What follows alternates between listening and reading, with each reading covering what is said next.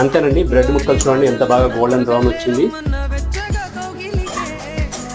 Vegetables అంతా ఆయిల్లో బాగా మగ్గుతుందండి, గుమ్మ గుమ్మ వాసన వచ్చేస్తుంది.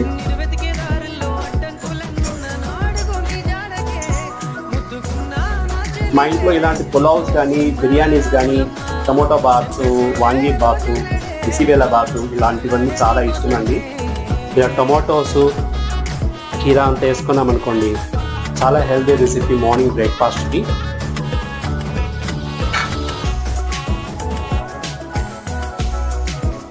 అదిరిపోయిందండి. ఇలాంటి రెసిపీ మీరు చూడాలంటే విజయ్ చేతి ఛానల్ సబ్స్క్రైబ్ చేసుకోండి. మంచి మంచి వీడియోస్ ఉంది, ఒకసారి చూసుకోరండి. ఓకే, వీడియో కనుక మీకు నచ్చిందంటే లైక్ చేయండి, షేర్ చేయండి, మీ వాల్యుబుల్ కమెంట్స్ కూడా చెప్పండి ఎలా వచ్చిందో మీరు చేసి. ఓకే.